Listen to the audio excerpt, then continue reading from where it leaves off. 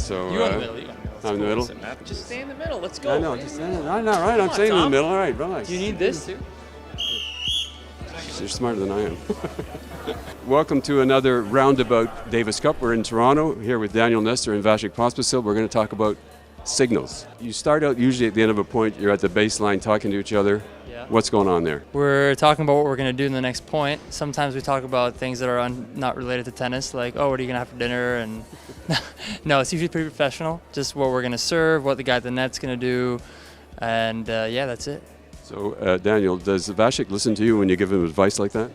He's a pretty good listener, but obviously his level I'm better at giving advice. his level's high these days, so it's hard for me to be giving these guys some of my wisdom because they're already at a higher level. But I think we give each other signals sometimes, but we're pretty good at communicating, and so we get everything taken care of before the point usually. All right, we're going to set this up as though it's an actual point. Yeah, you're serving, and he's at the net. So you're here beside me. And yeah, you're there. You're facing the net, and you. So is this because you want Vasek to bend over? No, it's because I want to see what kind of a signal Vasek gives to you. So. Okay. All right. I get it.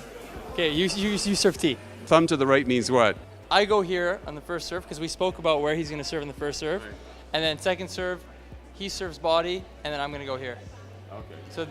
Yeah. Why do you have to give the signals? No, not the middle. Why do you have to give signals for 2 points? Why can't you wait till he hits the second serve? Well, we usually speak about what we do on the first serve. I think, if I'm not mistaken, we do both. I think we just go with the flow. But you don't necessarily give a separate signal for the second serve. No, we say it before, but sometimes if we change our minds, then we'll do a signal. Has anybody ever stolen signals, or have you ever stolen signals yourselves? Well, no, we haven't stolen them, but we're always worried about our opponent's coaches, perhaps behind the court. So if we have that, that kind of fear, then we're going to talk everything through pretty thoroughly before the point, so we don't have to deal with signals. So you've seen signals stolen, Vasek? I have seen it. Actually, I won't say which country because I know people might be mad at me on social media. So I'm just going to say, but I have seen it, yes. Probably it was 9 years ago. Was it 9 years ago? No. Yes, 9 years ago. Yeah, sometimes you'll screw up. Somebody will forget.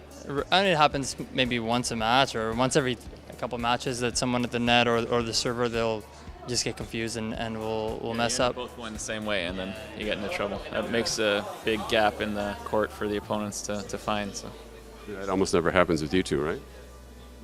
It's happened. I wouldn't say a lot though. No, we got pretty good chemistry. Oh, totally different. I mean, well, I guess just the difference between playing Davis Cup in general and playing on the regular tour, right? You're playing for your country. You're playing in a team environment, and there's just a lot more at stake, I would say, when you look at just the value of one match, unless you're playing for, some huge title, but even that, it's totally different playing for your country. It's pretty tough, but actually you get used to it. I think, I remember playing in Israel and the crowd was pretty intense, but we got up ahead of them in the match and then they kind of got quiet, so it was kind of strange that all of a sudden we were playing and there wasn't a lot of noise. But I mean, when you play in that environment for a long time, you kind of get used to it, but it's definitely different than what you see on tour. And do you guys have nicknames for each other? Not really. I've self-proclaimed myself certain things, and he has. He self-proclaimed as the greatest person of all time. Vasek has too. Sometimes after good shots, you tend to see him put his finger in the air. Thanks, guys. Thanks for doing this. Thanks.